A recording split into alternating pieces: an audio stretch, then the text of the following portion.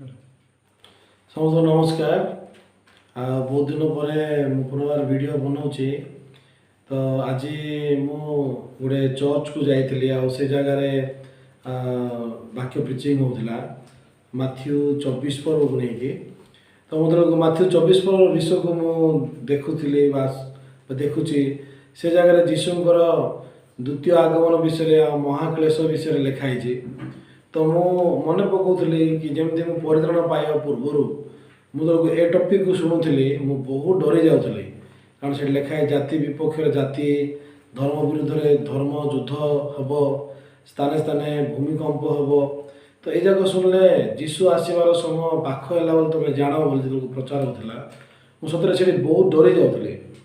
ତ ଚାଲନ୍ତୁ, କିନ୍ତୁ ଆଜି ପରମେଶ୍ୱର ମୋତେ ଗୋଟେ ହୃଦୟକୁ ଦେଲେ କି ପ୍ରକୃତିରେ ପ୍ରଭୁଙ୍କର ଲୋକମାନେ ପ୍ରଭୁଙ୍କର ଆଗମନକୁ ନେଇକି ଡରିବା ଦରକାର ନା ପ୍ରକୃତିରେ ପ୍ରଭୁଙ୍କର ଆଗମନ ପ୍ରକୃତିରେ ପ୍ରଭୁଙ୍କର ଲୋକମାନଙ୍କ ପାଇଁ ସବୁଠୁ ବଡ଼ ଖୁସିର ଦିନ ପ୍ରକୃତରେ। ତ ଚାଲନ୍ତୁ ଆଜି ବାକ୍ୟରେ ଦେଖିବା ମାଥ୍ୟୁ 24 ପର୍ବ 36-37ରୁ ପଢ଼ିବା। ମାନେ 36ରୁ ପଢ଼ିବା 44 ପଦ ପର୍ଯ୍ୟନ୍ତ। କିନ୍ତୁ ସେହି ଦିନ ଓ ଦଣ୍ଡ ବିଷୟ କେହି ଜାଣନ୍ତି ନାହିଁ, ସ୍ୱର୍ଗର ଦୂତମାନେ କିମ୍ବା ପୁତ୍ର ସୁଦ୍ଧା ଜାଣନ୍ତି ନାହିଁ, କେବଳ ମାତ୍ର ପିତା ଜାଣନ୍ତି।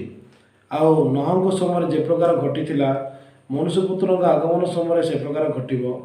କାରଣ ଜଳପ୍ଲାବନର ପୂର୍ବବର୍ତ୍ତୀ ସମୟରେ ଜାହାଜରେ ନୋହଙ୍କର ପ୍ରବେଶ କରିବା ଦିନ ପର୍ଯ୍ୟନ୍ତ ଲୋକେ ଯେପରି ଭୋଜନ ପାନ ଓ ବିବାହ କରିବା ଓ ବିବାହ ଦେବାରେ ପ୍ରବୃତ୍ତ ଥିଲେ, ପୁଣି ଜଳପ୍ଲାବନ ଆସି ସମସ୍ତଙ୍କୁ ଭସାଇ ନ ନେବା ପର୍ଯ୍ୟନ୍ତ ଯେପରି ଜାଣିନଥିଲେ, ମନୁଷ୍ୟପୁତ୍ରଙ୍କ ଆଗମନ ମଧ୍ୟ ସେହି ପ୍ରକାର ହେବ। ସେତେବେଳେ 2 ଜଣ କ୍ଷେତ୍ରରେ ଥିବେ, ଜଣକୁ ଗ୍ରହଣ କରାଯିବ ଓ ଅନ୍ୟ ଜଣକୁ ପରିତ୍ୟାଗ କରାଯିବ। 2 ଜଣ ସ୍ତ୍ରୀ ଚକ୍ଷୁପୋଷ ଥିବେ, ଜଣକୁ ଗ୍ରହଣ କରାଯିବ ଓ ଅନ୍ୟ ଜଣକୁ ପରିତ୍ୟାଗ କରାଯିବ। ଅତଏବ ଜାଗ୍ରତ ଥାଅ, କାରଣ ତୁମମାନଙ୍କ ପ୍ରଭୁ କେଉଁଦିନ ଆସିବେ ତାହା ତୁମମାନେ ଜାଣ ନାହିଁ। କିନ୍ତୁ ଏହା ଜାଣିଥାଅ, କେଉଁ ପହରରେ ଚୋର ଆସିବ, ଏହା ଗୃହକର୍ତ୍ତା ଯେବେ ଜାଣନ୍ତେ, ତାହେଲେ ସେ ଜାଗ୍ରତ ଥାଇ ଆପଣା ଗୃହରେ ସିନ୍ଧି କାଟିବାକୁ ଦିଅନ୍ତେ ନାହିଁ। ଏଣୁ ତୁମେମାନେ ମଧ୍ୟ ପ୍ରସ୍ତୁତ ହୋଇଥାଅ, କାରଣ ଯେଉଁ ଦଣ୍ଡରେ ତୁମମାନେ ମନେ କରୁନଥିବ, ସେହି ଦଣ୍ଡରେ ମନୁଷ୍ୟପୁତ୍ର ଆସିବେ।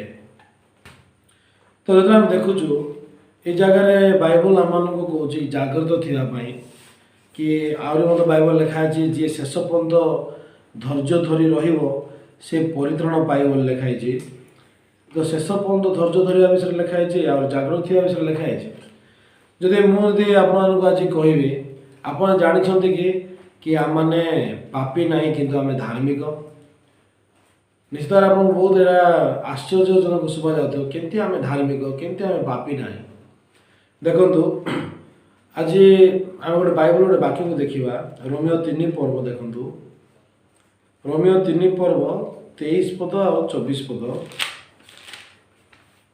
ସମସ୍ତେ ତ ପାପ କରିଅଛନ୍ତି, ପୁଣି ଈଶ୍ୱରଙ୍କ ଗୌରବ ରହିତ ହୋଇଅଛନ୍ତି। ପୁଣି ସେମାନେ ବିନା ମୂଲ୍ୟରେ ତାହାଙ୍କ ଅନୁଗ୍ରହରେ ଖ୍ରୀଷ୍ଟ ଯୀଶୁଙ୍କର ଯେଉଁ ମୁକ୍ତି ଅଛି ତଦ୍ୱାରା ଧାର୍ମିକ ଗଣିତ ହୁଅନ୍ତି। ଲେଖା ହେଇଛି ସମସ୍ତେ ତ ପାପ କରିଅଛନ୍ତି, ଈଶ୍ୱରଙ୍କ ଗୌରବ ରହିତ ହୋଇଅଛନ୍ତି। ଯେତେବେଳେ ଆମେ ଏଇଟା ଶୁଣୁଛୁ ଆମକୁ ଲାଗୁଛି ହଁ ଏ ସତ କଥା, ଆମେ ସମସ୍ତେ ପାପୀ। ହଁ, ଆମେ ପ୍ରକୃତରେ ସେଠି ପାପ କରୁଛୁ, ମିଛ କହୁଛୁ, ରାଗୁଛୁ, ଲୋଭ କରୁଛୁ, ସମସ୍ତ ପ୍ରକାର ପାପ ଆମେ ଯେହେତୁ କରୁଛୁ, ଆମମାନେ ସତରେ ସେଠି ପାପୀ ଅଟୁ।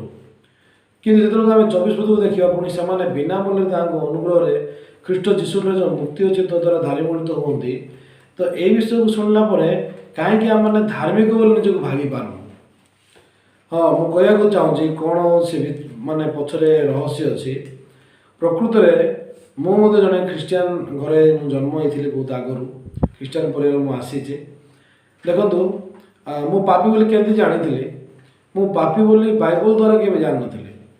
ମୁଁ ମିଛ କହୁଛି, ଚୋରି କରୁଛି, ଲୋଭ କରୁଛି, ମୋ ନିଜ ବ୍ୟବହାରକୁ ଦେଖି ମୁଁ ପାପୀ ବୋଲି ଜାଣିଥିଲି। ସେଥିପାଇଁ ଯେହେତୁ ମୁଁ ମୋର ବ୍ୟବହାରକୁ ଦେଖୁଛି, ସେଥିପାଇଁ ମୁଁ ଧାର୍ମିକ ବୋଲି ଜାଣିପାରୁନି। ମୁଁ କହିବାକୁ ଚାହୁଁଛି, ଆମମାନେ ପ୍ରକୃତରେ ନିଜର ବିବେକ ଦ୍ୱାରା ବା ନିଜ ଆଖିରେ ଆମେ ନିଜକୁ ଦେଖିବାଟା ଭୁଲ ଅଟେ। ପ୍ରକୃତ ଚକ୍ଷୁ ନିଜକୁ ଦେଖିବା ହେଉଛି ଈଶ୍ୱରଙ୍କ ବାକ୍ୟ କ'ଣ କହୁଛି। ହଁ, ଯଦି ଆମେ ଦେଖିବା ବାଇବଲ ଯଦି କହୁଛି ଆମେ ସମସ୍ତେ ପାପ କରିଅଛୁ ଆଉ ଈଶ୍ୱରଙ୍କ ଗୌରବ ରହିତ ହୋଇସାରିଅଛୁ, ସେଇଟା ସତ ଅଟେ। ଆମେ ସମସ୍ତେ ପାପୀ। ଯଦି ବାଇବଲ କହୁଛି ପୁଣି ସେମାନେ ବିନା ମୂଲ୍ୟରେ ତାଙ୍କ ଅନୁଗ୍ରହରେ ଖ୍ରୀଷ୍ଟ ଯୀଶୁଙ୍କର ଯେଉଁ ମୁକ୍ତି ଅଛି ତ ଦ୍ୱାରା ଧାର୍ମିକ ଗଣିତ ହୁଅନ୍ତି, ତାହେଲେ ଆମେ ଧାର୍ମିକ ଗଣିତ ହେଇସାରିଛୁ, ଏଇଟା ବି ସତ ଅଟେ। କିନ୍ତୁ ସତରେ ଯଦି ଆମେ ଦେଖିବା, ଯେଉଁମାନେ ନିଜର ବିବେକ ଦ୍ୱାରା ବିଚାର କରନ୍ତି ସେମାନେ କେବେ ମଧ୍ୟ ନିଜକୁ ଧାର୍ମିକ ବୋଲି କହିପାରିବେ ନାହିଁ। କିନ୍ତୁ ଯଦି ଆପଣମାନେ ବାକ୍ୟ ଦ୍ୱାରା ନିଜକୁ ବିଚାର କରିବେ, ହଁ ପ୍ରଭୁଙ୍କ ବାକ୍ୟ କ'ଣ କହୁଛି, ହଁ ଯଦି ଆମେ ସମସ୍ତେ ପାପ କରିଛୁ, 23 ପଦରେ ଲେଖା ଅଛି ସମସ୍ତେ ତ ପାପ କରିଅଛନ୍ତି ପୁଣି ଈଶ୍ୱରଙ୍କ ଗୌରବ ରହିତ ହୋଇଅଛନ୍ତି। ସମସ୍ତେ ତ ପାପ କରିଅଛନ୍ତି, ଆଉ ୟାର ତ ସମସ୍ତେ ମିଛ କରିବା ଲୋକ ଅଛନ୍ତି, ଚୋରି କରିବା ଲୋକ, ଲୋଭ କରିବା ଲୋକ ଅଛନ୍ତି, ପିତାମାତାଙ୍କୁ ସମାଦର କରିବା ଲୋକମାନେ ନାହାନ୍ତି। ହଁ ଆମେମାନେ ମଧ୍ୟ ଥରେ ଦୁଇଥର ପିତାମାତାଙ୍କୁ ଦୁଃଖ ବି ଦେଇଛୁ, ହଁ ସେ ଜାଗାରେ କାମାଭିଳାଷ ବି ମଣିଷ ଭିତରେ କାର୍ଯ୍ୟ କରୁଛି। ତ ସେଥିପାଇଁ ଯେତେବେଳେ ଆମେ ଦେଖୁଛୁ ଆମେ କ'ଣ ପାଇପାରୁଛୁ, ସମସ୍ତେ ତ ପାପ କରିଅଛନ୍ତି, ଏଇଟା ଠିକ୍ ଅଛି, ଆମେ ସମସ୍ତେ ପାପ କରିଅଛୁ। କିନ୍ତୁ ବାକ୍ୟ କହୁଛି ପୁଣି ସେମାନେ ବିନା ମୂଲ୍ୟରେ ତାଙ୍କ ଅନୁଗ୍ରହରେ ଖ୍ରୀଷ୍ଟ ଯୀଶୁଙ୍କର ଯେଉଁ ମୁକ୍ତି ଅଛି ତୋ ଦ୍ୱାରା ଧାର୍ମିକ ଗଣିତ ହୁଅନ୍ତି। ଏହି ବିଷୟକୁ ଆମେ କେବେ ଗ୍ରହଣ କରିପାରୁନୁ। ହଁ ଯଦି ଆପଣ ଦେଖିବେ ବାଇବଲରେ କାହିଁକି ପ୍ରଭୁ ଆମମାନଙ୍କୁ ଧାର୍ମିକ ଗଣିତ କରିଅଛନ୍ତି, କେମିତି ପ୍ରଭୁ ଆମମାନଙ୍କୁ ଧାର୍ମିକ ଗଣିତ କରିଅଛନ୍ତି, ବହୁତ ସରଳ ଅଟେ। ଯୀଶୁଖ୍ରୀଷ୍ଟ କେଉଁମାନଙ୍କ ପାଇଁ ଜଗତକୁ ଆସିଲେ? ଯୀଶୁଖ୍ରୀଷ୍ଟ ପାପୀମାନଙ୍କ ପାଇଁ ଜଗତକୁ ଆସିଛନ୍ତି, ଆଉ ସେ ପାପୀମାନଙ୍କ ପାଇଁ ପାପର ବେତନ ମୃତ୍ୟୁକୁ ଦେଇଛନ୍ତି, ଆଉ ପାପୀମାନଙ୍କର ପାପକୁ ଧୌତ କରିବା ପାଇଁ ସେ ନିଜର ରକ୍ତକୁ ବି ଝରେଇଛନ୍ତି। ଯଦି ଆପଣମାନେ ପୁରାତନ ନିୟମକୁ ଦେଖିବେ, ଲେବୀୟ 4 ପର୍ବ 27-31 ଦେଖିବେ, ଜଣେ ସାଧାରଣ ଲୋକ ଯଦି ପାପ କରିବ ତାହେଲେ ସେ ଗୋଟେ ନିଖୁନ୍ତ ଛାଗିକୁ ନେଇକି ଆସିବ। ନିଖୁନ୍ତ ଛାଗି ମାନେ କ'ଣ? ଦାଗ ନଥିବା ଛେଳି, ତ ମାଇ ଛେଳି। ଦାଗ ନଥିବା ଛେଳି କ'ଣ? ଦାଗ ନଥିବା ଛେଳି ବୁଝାଉଛି ପବିତ୍ର ଛେଳିକୁ। ତାର ତ ଗୋଟେ ପାପୀର ପାପ, ଗୋଟେ ପାପୀ ଛେଳି ବା ଯାହାର କି ଖୁଣ ଥିବ ସେ ପ୍ରକାର ଛେଳି ନେଇପାରିବ ନାହିଁ। ଗୋଟେ ପାପୀର ପାପ କେବଳ ପବିତ୍ର ଛେଳି ନେଇପାରିବ। ଆଉ ସେ ଲୋକ କ'ଣ କରୁଥିଲା, ସେ ଯିଏକି ଛେଳିକୁ ନେଇକି ଆଣିଥିଲା ପାପ ନିମନ୍ତେ, ସେ ତାର ମସ୍ତକ ଉପରେ 2 ହସ୍ତକୁ ନିର୍ଭର ଦେବ। ଏ ପ୍ରକାର ସେତେବେଳକୁ 2ଟା ହାତକୁ ସେ ଛେଳିର ମୁଣ୍ଡ ଉପରେ ହାତ ରଖିବ, ସେ ସମୟରେ କ'ଣ ହେବ ନା ତାର ପାପ ସବୁ ସ୍ଥାନାନ୍ତରିତ ହେଉଥିଲା। ସେଥିପାଇଁ ଯେତେବେଳେ ଆପଣ ଦେଖିବେ ଲେବୀୟ 16 ପର୍ବର 21 ପଦରେ ଲେଖା ଅଛି, ଲେବୀୟ 16-21 ପଦରେ କ'ଣ ଲେଖା ହେଇଛି ନା, ଯେତେବେଳକୁ ହାରଣ ମହାରାଜଙ୍କ ସମୟରେ ମଧ୍ୟ ଇସ୍ରାଏଲ ଲୋକମାନଙ୍କର ବର୍ଷକର ପାପ କ୍ଷମା କରିବା ପାଇଁ ସେମାନେ ସେଠି ଜିଅନ୍ତା ଛାଗକୁ 2ଟା ସେମାନେ ନେଉଥିଲେ, ଆଉ ତାକୁ ଗୁଲି ବାଣ୍ଟ କରାଉଥିଲା। ଆଉ ଯେଉଁ ଛେଳି ପ୍ରକୃତିରେ ସେଠି ବଳି ପାଇଁ ତାର ମୁଣ୍ଡ ଉପରେ ହାରଣ ମହାରାଜଙ୍କ ହାତ ରଖୁଥିଲେ। ମୁଣ୍ଡ ଉପରେ ଯେତେବେଳକୁ ସେ ହାତ ରଖୁଥିଲେ ଇସ୍ରାଏଲ ଲୋକମାନଙ୍କର ପାପ ନିମନ୍ତେ, ସେତେବେଳକୁ ଇସ୍ରାଏଲ ଲୋକମାନଙ୍କର ବର୍ଷକର ପାପ ସେ ଛେଳି ଉପରକୁ ଯାଉଥିଲା। ସ୍ପଷ୍ଟ ରୂପେ ବାଇବଲ ଲେଖା ଅଛି, ମୁଁ ଆପଣଙ୍କ ପାଇଁ ପଢ଼ିଦେବି। ଲେବୀ 16 ପର୍ବର 21 ପଦ, ପୁଣି ହାରଣ ସେ ଜିଅନ୍ତା ଛାଗର ମସ୍ତକରେ ଆପଣା 2 ହସ୍ତ ନିର୍ଭର ଦେଇ ତାହା ଉପରେ ଇସ୍ରାଏଲ ସନ୍ତାନର ସମସ୍ତ ଅପରାଧ ଓ ସମସ୍ତ ଅଧର୍ମ ଓ ସମସ୍ତ ପାପ ସ୍ୱୀକାର କରିବ, ଆଉ ତାହା ସବୁ ସେଇ ଛାଗର ମସ୍ତକରେ ଅର୍ପଣ କରି ପ୍ରସ୍ତୁତ ଥିବା ମନୁଷ୍ୟ ହସ୍ତରେ ତାହାକୁ ପଠାଇଦେବ। ଦେଖନ୍ତୁ, ଯେତେବେଳକୁ ସେ ଜିଅନ୍ତା ଛାଗର ମୁଣ୍ଡ ଉପରେ 2ଟା ହାତକୁ ହାରଣ ମହାରାଜ ରଖୁଥିଲେ, ସେ ସମୟରେ ଇସ୍ରାଏଲ ଲୋକମାନଙ୍କର ସମସ୍ତ ପାପ ଅପରାଧକୁ ସେ ଅର୍ପଣ କରୁଥିଲେ ଲେଖା ହେଇଛି। ତ ଯଦି ଆପଣ ଦେଖିବେ ମାଥ୍ୟୁ 3 ପର୍ବକୁ, ସେଠି କ'ଣ ଲେଖା ହେଇଛି, ଯୀଶୁଖ୍ରୀଷ୍ଟ ଡୁବନ ନେବା ବିଷୟରେ ଲେଖା ହେଇଛି। ମୁଁ ଟିକେ ସେ ବିଷୟକୁ କହିବି ଆପଣମାନଙ୍କୁ। ମାଥ୍ୟୁ 3 ପର୍ବ 13 ପଦରୁ 15 ପଦ ପର୍ଯ୍ୟନ୍ତ। ସେତେବେଳେ ଯୀଶୁ ଜହନଙ୍କ ଦ୍ୱାରା ବାପ୍ତିସ୍ମ ହେବା ନିମନ୍ତେ ଗାଲିଲରୁ ଜର୍ଦ୍ଦନକୁ ଆସିଲେ, କିନ୍ତୁ ଜହନ ତାଙ୍କୁ ନିବାରଣ କରିବାକୁ ଚେଷ୍ଟା କରି କହିଲେ, ଆପଣଙ୍କ ଦ୍ୱାରା ବାପ୍ତିସ୍ମ ହେବା ମୋର ପ୍ରୟୋଜନ, ଆଉ ଆପଣ ମୋ ନିକଟକୁ ଆସୁଅଛନ୍ତି? ମାତ୍ର ଯୀଶୁ ତାଙ୍କୁ ଉତ୍ତର ଦେଲେ, ଏବେ ସମ୍ମତ ହୁଅ, କାରଣ ଏହି ପ୍ରକାର ସମସ୍ତ ଧାର୍ମିକତା ସାଧନ କରିବା ଆମମାନଙ୍କର ଉପଯୁକ୍ତ। ସେଥିରେ ସେ ତାଙ୍କ କଥାରେ ସମ୍ମତ ହେଲେ। ଦେଖନ୍ତୁ, ଯୀଶୁଖ୍ରୀଷ୍ଟଙ୍କୁ ଡୁବନ କାହିଁକି ନେବାର ଥିଲା? ବାପ୍ତିସ୍ମ ସାଧାରଣତଃ ଲୋକ କାହିଁକି ନିଅନ୍ତି? ଅନେକ ଲୋକମାନେ ବାପ୍ତିସ୍ମ ମାନେ ପରିତ୍ରାଣ ବୋଲିକି ମାନନ୍ତି, ଆଉ ସେଥିପାଇଁ ଡୁବନ ନେଲେ ହଁ ଆମେ ପରିତ୍ରାଣ ପାଇଛୁ ବୋଲି ସେମାନେ କୁହନ୍ତି। ତ ଯୀଶୁ କାହିଁକି ଡୁବନ ନେବାର ଥିଲା? ସେ କ'ଣ ପରିତ୍ରାଣ ପାଇନଥିଲେ କି? ସେ ତ ପବିତ୍ର ଥିଲେ, ହଁ ସେ ତ ପ୍ରଭୁ ନିଜେ ଥିଲେ, ତ କାହିଁକି ତାଙ୍କୁ ଗୋଟେ ମନୁଷ୍ୟ ହାତରୁ ଡୁବନ ନେବାର ଥିଲା? ଏଇଟା ବହୁତ ରହସ୍ୟମୟ ବିଷୟ। ବାପ୍ତିସ୍ମ ଜହନ କିଏ, ଯିଏକି ଯୀଶୁଙ୍କୁ ଡୁବନ ନେବା ଦେଇଛନ୍ତି? ବାପ୍ତିସ୍ମ ଜହନ ବିଷୟରେ ଲୁକ 1 ପର୍ବରେ ଲେଖା ଅଛି, ସେ ପ୍ରକୃତରେ ସେ ଜାଗାରେ ଜଙ୍ଗଲରେ ରହୁଥିଲେ, ଆଉ ସେ ପଙ୍ଗପାଳ ବନବୁଦ୍ଧୁ ଖାଉଥିଲେ ସେ, ଆଉ ମାତାର ଉଦରରୁ ସୁଦ୍ଧା ସେ ପବିତ୍ର ଆତ୍ମାରେ ପୂର୍ଣ୍ଣ ହେଇକି ଥିଲେ।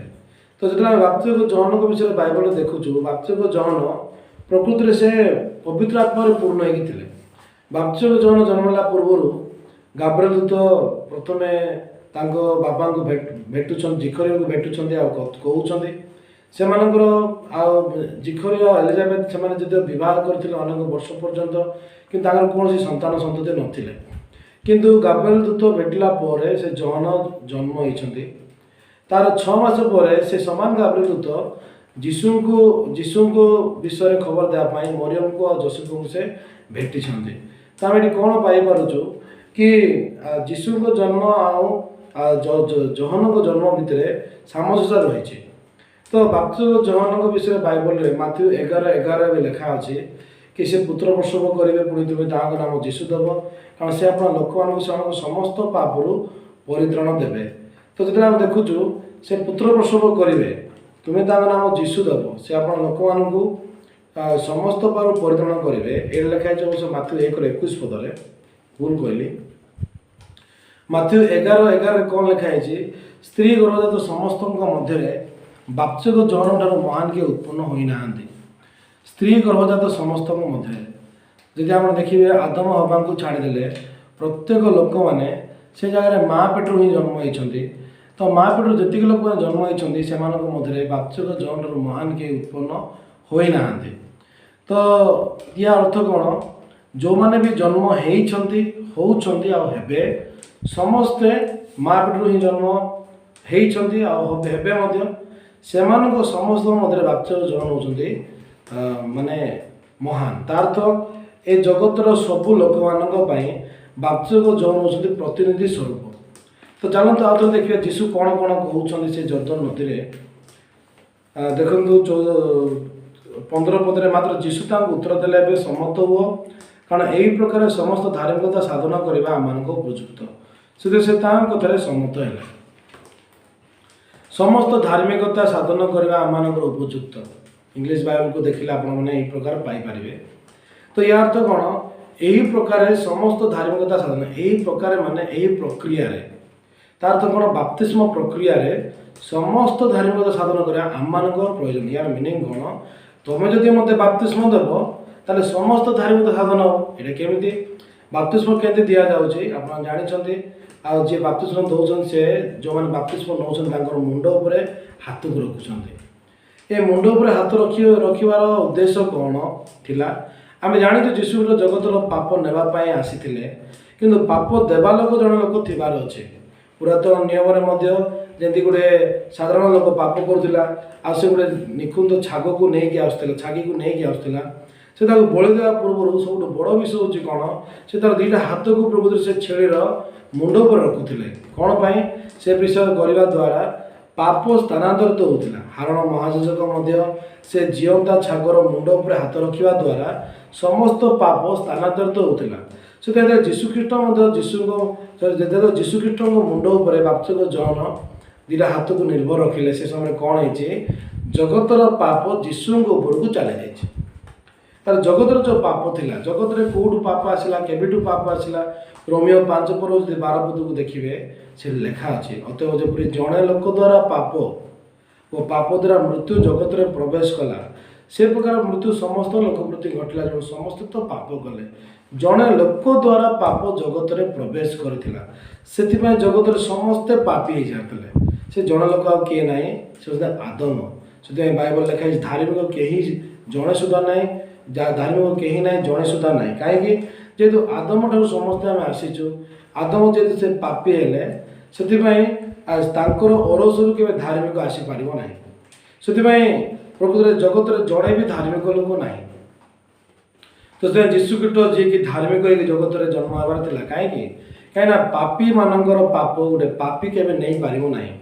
ନିକୁନ୍ତ ଛାଗି ହିଁ କେବଳ ପାପ କ୍ଷମା ପାଇଁ ବା ବଳି ପାଇଁ ଉଦ୍ଦିଷ୍ଟ ଥିଲା ପୁରାତନ ନିୟମରେ। ସେଥିପାଇଁ ଯୀଶୁଖ୍ରୀଷ୍ଟଙ୍କୁ ଜଗତକୁ ଆସିବାର ଥିଲା, ଯେହେତୁ ଜଗତରେ ଜଣେ ବି ଧାର୍ମିକ ଲୋକ ନାହିଁ।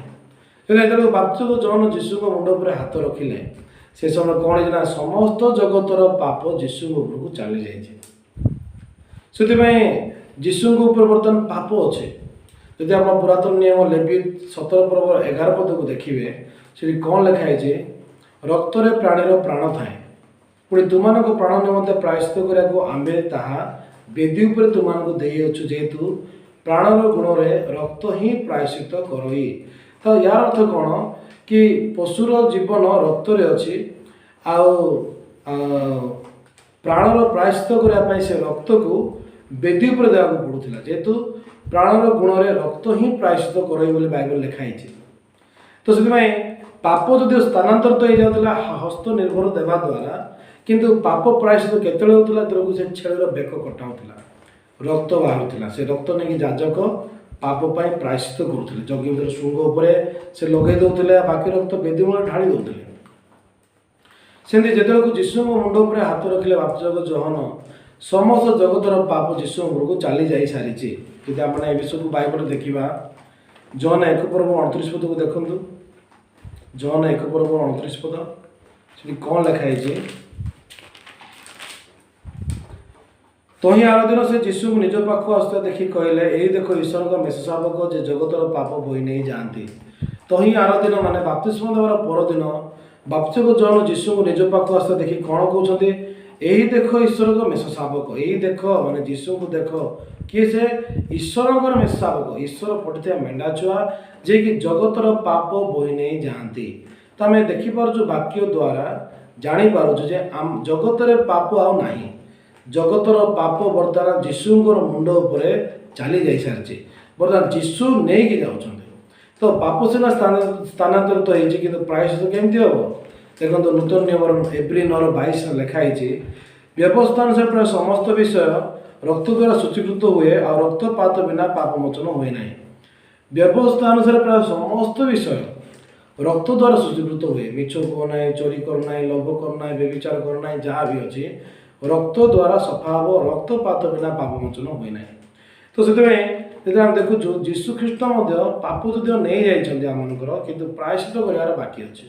ତ ଯେତେବେଳେ ଯୀଶୁ ଖ୍ରୀଷ୍ଟ କ୍ରୁଶରେ କ୍ରୁଶାର୍ପିତ ହେଲେ, ସେ ସମୟରେ ତାଙ୍କ ମୁଣ୍ଡରେ ମଧ୍ୟ କଣ୍ଟାର ମୁକୁଟ ଦିଆଗଲା, ହାତରେ ମଧ୍ୟ କଣ୍ଟା ମରାଗଲା, ରକ୍ତ ଆସିଲା, ଗୋଡ଼ରେ ମଧ୍ୟ କଣ୍ଟା ମରାଗଲା, ସେଠୁ ବି ରକ୍ତ ଆସିଲା। ଆଉ ଜଣେ ସୈନିକ ସେ ତାଙ୍କର ଛାତିରେ ବର୍ଚ୍ଛାରେ ଭୁଷି ଦେଲେ, ସେଠୁ ରକ୍ତ ଆଉ ପାଣି ଆସିଲା। ତ ଆମେ କ'ଣ ଦେଖିପାରୁଛୁ? ଆମେ ଦେଖିବା ଯୀଶୁ ଖ୍ରୀଷ୍ଟ ସମସ୍ତ ରକ୍ତକୁ ଝରାଇଲେ। କ'ଣ ପାଇଁ? ଆମମାନଙ୍କ ପାପକୁ ପ୍ରାୟଶ୍ଚିତ କରିବା ନିମନ୍ତେ। ଯଦି ଆମେ ବାଇବଲରେ ଦେଖୁଛୁ, ଆମେ ସେଠି ପ୍ରଥମ ଜହନ 2 ପର୍ବର 2 ପଦରେ ସ୍ପଷ୍ଟ ଭାବରେ ଲେଖା ଅଛି। ପ୍ରଥମ ଜହନ 2 ପର୍ବର 2 ପଦ,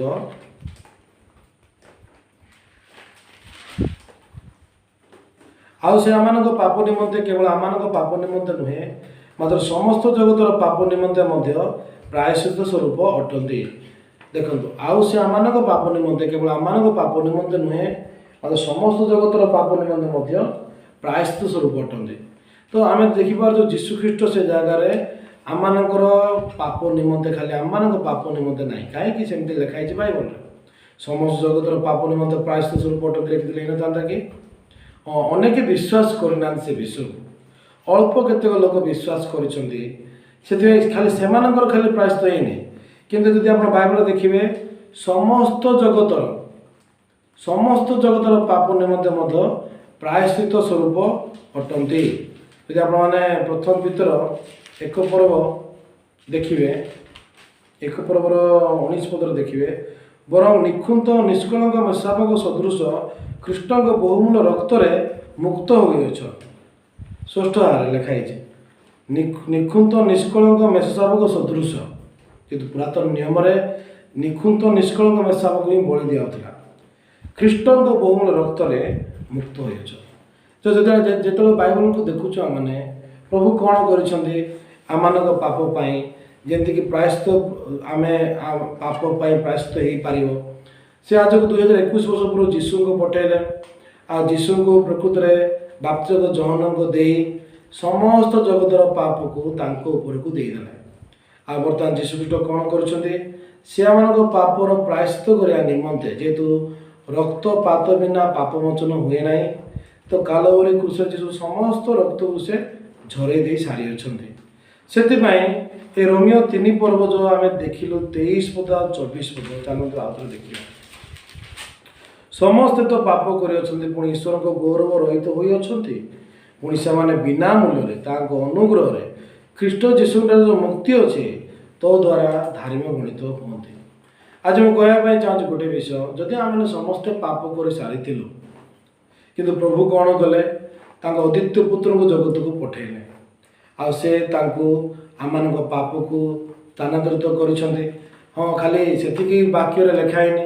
ଯଦି ଆପଣ ଜିସାୟ 53 ପର୍ବର 6 ପଦରେ ଦେଖିବେ, ସେଠି ସ୍ପଷ୍ଟ ରୂପେ ଲେଖା ହେଇଛି, ଆମେ ସମସ୍ତେ ମେଷଗୁଣ ତୁଲ୍ୟ ବିପଦଗାମୀ ହୋଇଅଛୁ, ଆମେ ପ୍ରତ୍ୟେକ ଆପଣ ଆପଣ ବାଟରେ ଫେରିଅଛୁ, ଆଉ ସଦାପ୍ରଭୁ ଆମ ସମସ୍ତଙ୍କ ଅପରାଧ ତାହାଙ୍କ ଉପରେ ବର୍ତ୍ତାଇ ଅଛନ୍ତି। ସଦାପ୍ରଭୁ ଆମ ସମସ୍ତଙ୍କ ଅପରାଧ ଯୀଶୁଙ୍କ ଉପରେ ବର୍ତ୍ତାଇ ଅଛନ୍ତି, ତାହାଙ୍କ ଉପରେ, ଯୀଶୁଙ୍କ ଉପରେ। ସେମାନଙ୍କ ଅଧର ନିମନ୍ତେ କ୍ଷତିବିକ୍ଷତ ହେଲେ, ଆମମାନଙ୍କ ଅପରାଧ ଚୂର୍ଣ୍ଣ ହେଲେ। ଏଠି ଦେଖନ୍ତୁ, ତାର ତ ବାପ୍ତିସ୍ମ ଯୋହାନଙ୍କ ଦ୍ୱାରା ଆମର ସମସ୍ତ ପାପ ଯୀଶୁ ନେଇଯାଇଛନ୍ତି। ଏହି ଦେଖ ଈଶ୍ୱରଙ୍କ ମେଷ ଶାବକ ଅଛି, ଜଗତର ପାପ ବୋହି ନେଇ ଯାଆନ୍ତି। ଆପଣ ଜଗତରେ ଅଛନ୍ତି କି ନାହିଁ?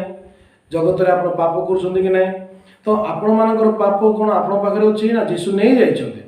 ଯଦି ଆପଣମାନେ ଏ ବିଷୟକୁ ଗ୍ରହଣ କରିବେ, ତାହେଲେ ଆପଣମାନେ କେବେ ମଧ୍ୟ ପାପୀ ନାହିଁ। ସେଥିପାଇଁ ବାଇବଲରେ କ'ଣ କରାଯାଇଛି?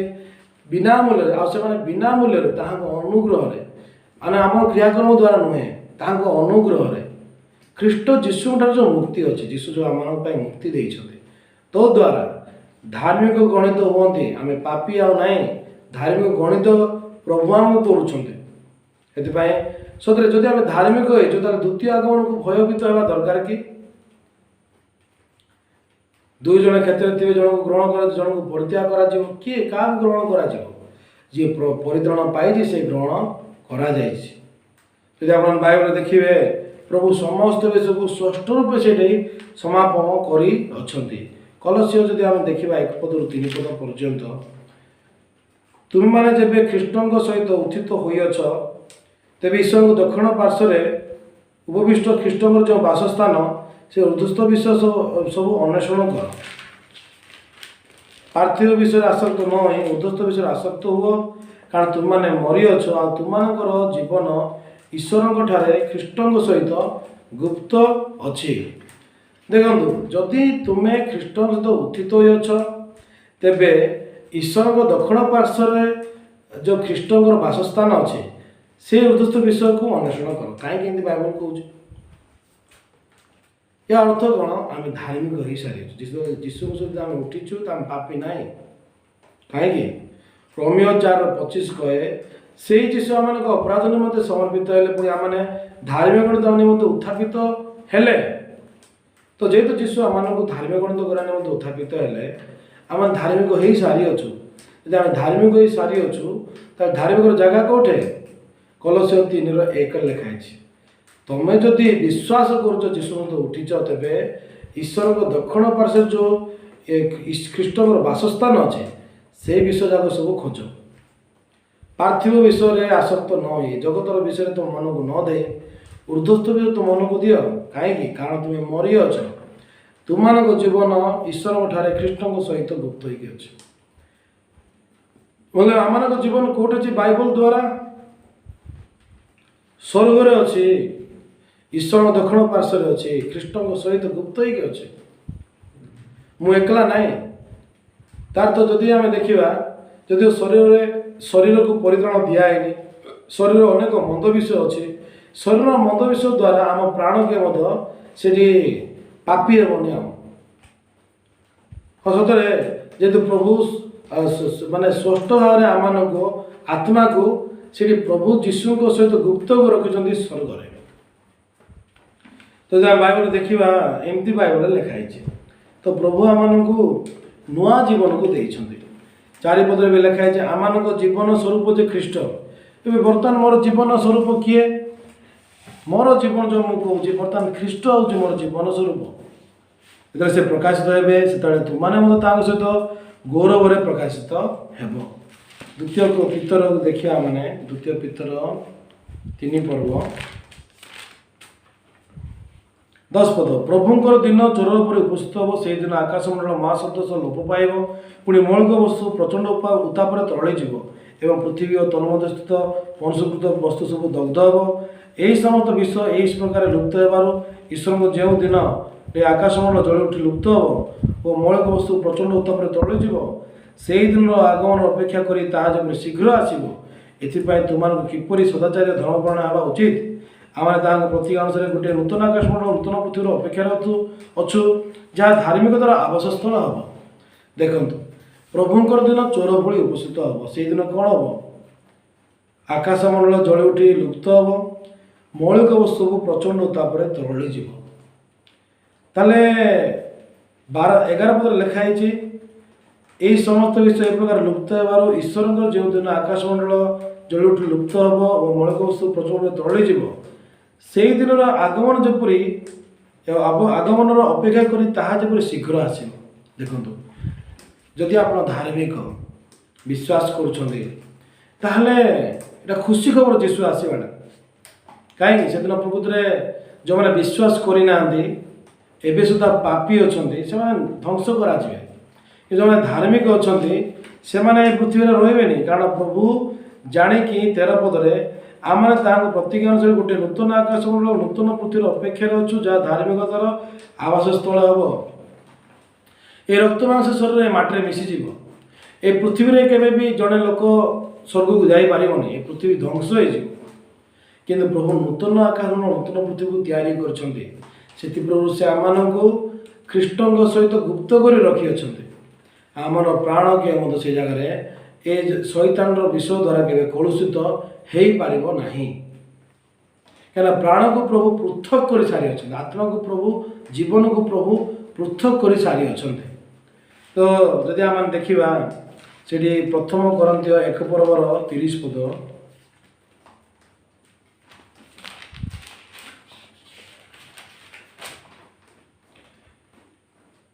କିନ୍ତୁ ତାହାଙ୍କ ହେତୁ ତୁମମାନେ ଖ୍ରୀଷ୍ଟ ଯୀଶୁଙ୍କଠାରେ ଅଛ, ସେ ଈଶ୍ୱରଙ୍କଠାରୁ ଆମମାନଙ୍କର ନିମନ୍ତେ ଜ୍ଞାନ ଅର୍ଥାତ୍ ଧାର୍ମିକତା, ପବିତ୍ରତା ଓ ମୁକ୍ତି ସ୍ୱରୂପ ହୋଇଅଛନ୍ତି। ଦେଖନ୍ତୁ, ତାହାଙ୍କ ହେତୁ ତୁମମାନେ ଖ୍ରୀଷ୍ଟ ଯୀଶୁଙ୍କଠାରେ ଅଛ। ଆମମାନେ ଯୀଶୁଙ୍କ ଭିତରେ ଅଛୁ, ତାଙ୍କ ହେତୁ। ଦେଖନ୍ତୁ, ଆମେ ଯୀଶୁଙ୍କ ଭିତରେ ଅଛୁ। ବର୍ତ୍ତମାନ ଦେଖନ୍ତୁ ବାକ୍ୟରେ କ'ଣ? ସେ ଈଶ୍ୱରଙ୍କଠାରୁ, ଯୀଶୁ ଈଶ୍ୱରଙ୍କଠାରୁ, ଯୀଶୁଖ୍ରୀଷ୍ଟ ଈଶ୍ୱରଙ୍କଠାରୁ ଆମମାନଙ୍କ ନିମନ୍ତେ ଜ୍ଞାନ ଅର୍ଥାତ୍ ଧାର୍ମିକତା, ପବିତ୍ରତା, ମୁକ୍ତି ସ୍ୱରୂପ ହୋଇଅଛନ୍ତି। ମୋ ପାଖରେ ଧାର୍ମିକତା ନାହିଁ, ଯୀଶୁଙ୍କ ପାଖରେ ଧାର୍ମିକତା ଅଛି କି ନାହିଁ? ମୋ ପାଖରେ ଜ୍ଞାନ ନାହିଁ, କିଛି ଅସୁବିଧା ନାହିଁ। ଯୀଶୁଙ୍କ ପାଖରେ ଜ୍ଞାନ ଅଛି କି ନାହିଁ? ମୋ ପାଖରେ ପବିତ୍ରତା ନାହିଁ, ଯୀଶୁଙ୍କ ପାଖରେ ପବିତ୍ରତା ଅଛି କି ନାହିଁ? ବର୍ତ୍ତମାନ ମୁଁ ଖ୍ରୀଷ୍ଟଙ୍କ ସହିତ ଅଛି, ଆଉ ଖ୍ରୀଷ୍ଟଙ୍କର ଧାର୍ମିକତା ମୋର ଅଟେ, ଖ୍ରୀଷ୍ଟଙ୍କ ପବିତ୍ରତା ମୋର ଅଟେ, ଖ୍ରୀଷ୍ଟଙ୍କର ଜ୍ଞାନ ମୋର ଅଟେ। ଯେତେବେଳକୁ ମୁଁ ଆଜି ବାକ୍ୟକୁ ଶୁଣୁଥିଲି, ସେ ଦ୍ୱିତୀୟ ଆଗମନ ବିଷୟରେ ମୁଁ ଯେତେବେଳେ ପରିତ୍ରାଣ ପାଇନଥିଲି, ମୁଁ ବହୁତ ଭୟଭୀତ ହେଇଯାଉଥିଲି। କିନ୍ତୁ ଯେତେବେଳେ ମୁଁ ବିଶ୍ୱାସ କଲି, ହଁ ପ୍ରକୃତିରେ କ'ଣ ମୁଁ ପାପି କି? ଆମମାନେ କ'ଣ ପାପି କି? ନା ଆମମାନେ ପ୍ରକୃତିରେ ଧାର୍ମିକ। ରୋମିଓ 3:23 ଲେଖା ହେଇଛି ଆମେ ସମସ୍ତେ ପାପି। ରୋମିଓ 3:24 ଲେଖା ହେଇଛି ସମସ୍ତେ ଧାର୍ମିକ। ହଁ, ପାପି ବୋଲି ଆମେ ବିଶ୍ୱାସ କରିପାରୁଛୁ, କିନ୍ତୁ ଧାର୍ମିକ ବୋଲି କାହିଁକି ଆମେ ବିଶ୍ୱାସ କରିପାରୁନୁ? ଯଦି ଆପଣ ଧାର୍ମିକ ବୋଲି ବିଶ୍ୱାସ କରିପାରୁନାହାନ୍ତି, ଏଇଟା ବହୁତ ବଡ଼ ସମସ୍ୟା। କ'ଣ ପାଇଁ? ଆପଣମାନେ ନିଜର ବିବେକ ଦ୍ୱାରା, ନିଜର ଜ୍ଞାନ ଦ୍ୱାରା ଆପଣ ବିଶ୍ୱାସ କରୁଛନ୍ତି। ସଦାପ୍ରଭୁଙ୍କର ଜୀବନ୍ତ ଚିରସ୍ଥାୟୀ ବାକ୍ୟକୁ ନିର୍ଭର କରିକି ବିଶ୍ୱାସ କରୁନାହାନ୍ତି। ଏ ବାକ୍ୟ ଯଦି ପ୍ରଭୁଙ୍କର, ତାହେଲେ ଆମମାନେ ପାପି ଥିଲୁ। ବର୍ତ୍ତମାନ ବିନା ମୂଲ୍ୟରେ ତାଙ୍କ ଅନୁଗ୍ରହରେ ଖ୍ରୀଷ୍ଟ ଯୀଶୁଙ୍କର ଯେଉଁ ମୁକ୍ତି ଅଛି, ଆମେ ଧାର୍ମିକ ହେଇସାରିଛୁ। ଯଦି ଧାର୍ମିକ ହେଇସାରିଛୁ, ତାହେଲେ ଆମମାନେ ସ୍ୱର୍ଗକୁ ଯିବା କି ନାହିଁ? ଯଦି ଆମେ ଧାର୍ମିକ ହେଇଛୁ, ତାହେଲେ ଧାର୍ମିକ ଲୋକ ପାଇଁ ସ୍ୱର୍ଗ ନା ନାହିଁ? ସେଥିପାଇଁ କଲୋସିୟ 3 କହୁଛି, ଯଦି ତୁମେ ଯୀଶୁଙ୍କୁ ଉଠିଛ, ତେବେ ଈଶ୍ୱରଙ୍କର ଦକ୍ଷିଣ ପାର୍ଶ୍ୱରେ ଯେଉଁ ଖ୍ରୀଷ୍ଟଙ୍କର ବାସସ୍ଥାନ ଅଛି, ସେଇ ବିଷୟ ସବୁ ଅନ୍ୱେଷଣ କର। ଷଷ୍ଠ ରୂପେ ତୁମ ମନ ଏ ପୃଥିବୀରେ ଦିଅ ନାହିଁ, ସ୍ୱର୍ଗରେ ଦିଅ। ତୁମେ ମରି ତୁମ ଜୀବନ ଖ୍ରୀଷ୍ଟଙ୍କ ସହିତ ଗୁପ୍ତ ହେଇକି ଅଛି, ଈଶ୍ୱରଙ୍କ ଠାରେ, ଖ୍ରୀଷ୍ଟଙ୍କ ସହିତ। ଖ୍ରୀଷ୍ଟ କେଉଁଠି ଅଛନ୍ତି? ଈଶ୍ୱରଙ୍କ ଦକ୍ଷିଣ ପାର୍ଶ୍ୱରେ ଅଛନ୍ତି।